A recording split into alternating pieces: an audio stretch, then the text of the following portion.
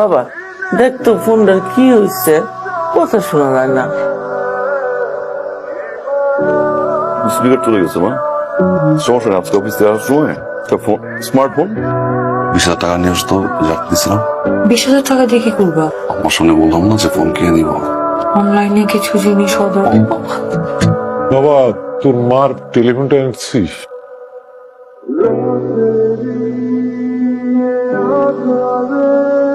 বাবা, টেলিফোন আনার জন্য যে টাকাটা আমার কাছে ছিল ওটা আমি অনলাইনে খরচ করে ফেলছি, সেই জন্য এই মাসে টেলিফোনটা আনতে পারে নাই। নেক্সট মাসের বেতন থেকে কিনে দিবে বলছে। মা, আপনি ততদিন চাইলে আমার ফোনটা ইউজ করতে পারেন। সমস্যা নাই।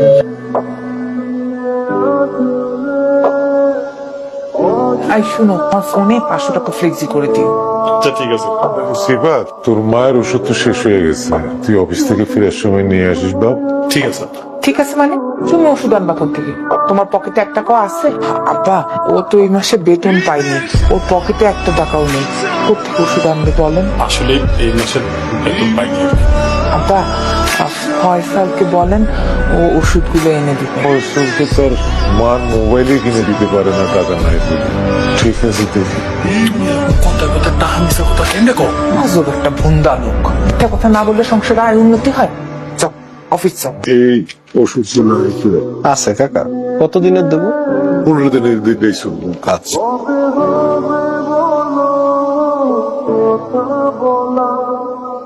কাকা 2230 টাকা দাম হয়েছে। আমি ওই 2 দিন পরে এসে টাকাটা দিয়ে দেবো। কাকা আমাদের এখানে তো বাকি দেই না। আমি তো এই 4 নম্বর গুলিতেই থাকি, আমি নিজে এসে দিয়ে যাবো, কোনো অসুবিধা নাই। আপনার আমি চিনি কাকা, কিন্তু মালিকের খুব প্রেশার, আমাদের বাকি দেওয়া নিষেধ। দিন করে দিয়ে দেবো, তুই চিন্তা কর। আচ্ছা ঠিক আছে। তুমি কে বাবা? আপনি আমাকে চিনবেন না, এটাই তো স্বাভাবিক। এই বাসার দিশা ম্যাডাম আছে না, উনি আমাদের ব্যাংকে 15,000 টাকা মাসিক ডিপিএস করেছে। আম্মা নাকি ডাকে? দেন ডিপিএস এর টাকা দেন, ডিপিএস 15,000 টাকা দেন। তোমার সাথে আমার একটা কথা ছিল আর কি। এইভাবে ভাড়া বাসায় আর কতদিন? আমি ভাবছি আমরা একটা ফ্ল্যাট নিব। না মানে এখন না, টাকা পয়সা জমায় তারপর একটা ফ্ল্যাট। আমার খরচ, তোমার খরচ। আব্বা আম্মাও একটু খরচ। না মানে ফ্ল্যাটটা কিনলে তো আব্বা আম্মাও আমাদের সাথে থাকবে না। বড় ভাইরা ডিপিএস খুলছে 15,000 টাকা। সাথী, আমার শরীরটা খারাপ তো, কয়টা কাপড় ভিজেছে, একটু ধুয়ে দাও তো। ভাবি, আমার তো আসলে একটু হাতে ব্যথা। মিথ্যা কথা বলো কেন?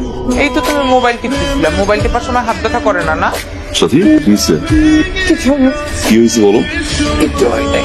শোনো, আমি আর 1 মুহূর্ত এই বাড়িতে থাকবো না। এই মুহূর্তে তুমি আমাকে নিয়ে বের হয়ে যাবা। এই বাসা থাকবো না মানে কি হয়েছে? আমরা আর এই বাসায় থাকবো না। 2 দিনের মেয়ে আসতে পারলো না, ও আমার মুখে মুখে তর্ক করে। এখান থেকে সরে গেলে আমাদের জন্য ভালো। এই একটা চান্স পাইছি, চলো আমরা বের হয়ে যাই। বাসায় কিছু হয়েছে? আব্বা, সংসারটা তো এখন অনেক বড় হয়েছে, ওদের মধ্যে মানুষজনও বাড়ছে। আমি তাই সিদ্ধান্ত নিয়েছি আমি আপনার বৌমারে নিয়ে আলাদা হতে চাই। কি বলতেছো তুমি এগুলো? তো মানুষ ঘরে কোথায়? আমরা যারা থাকার তারাই তো আছি না। তোমার যে টাকা দিতে বলছো মাসে, তা তো আমি দিচ্ছি না। কিন্তু তার বাহিরে আম্মার যা লাগে, আম্মার কি আম্মা আব্বা তো দেই না, দেই না। তুই সকালে যাস, রাতে বাসায় ফির। তুই কি জানোস বউ যে আমার বউয়ের সাথে খারাপ ব্যবহার করছে?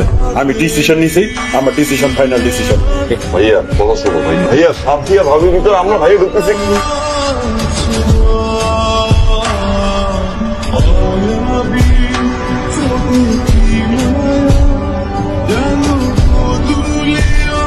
সবই তো বুঝলাম, আপনি এই অবস্থায় চাকরি করতে পারবেন? পারুম স্যার।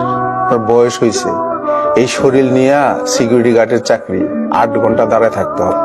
প্রথম হয়তো একটু কষ্ট, এবং তারপরে অভ্যাস হয়ে যাবে। চাকরিটা আসলে আমার খুব দরকার।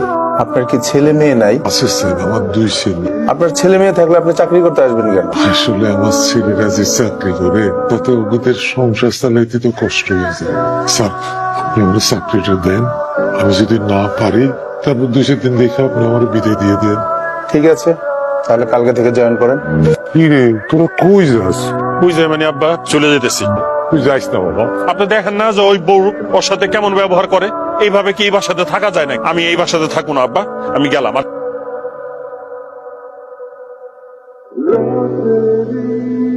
এটা কি মা? এটা কি? আমি যে অফিসে চাকরি করি সেই অফিসের সিকিউরিটি গার্ড আমার বাবা। এই ড্রেস কেন বাবার গায়ে? সাথী, এই সাথী, এটা কি? এটা কি?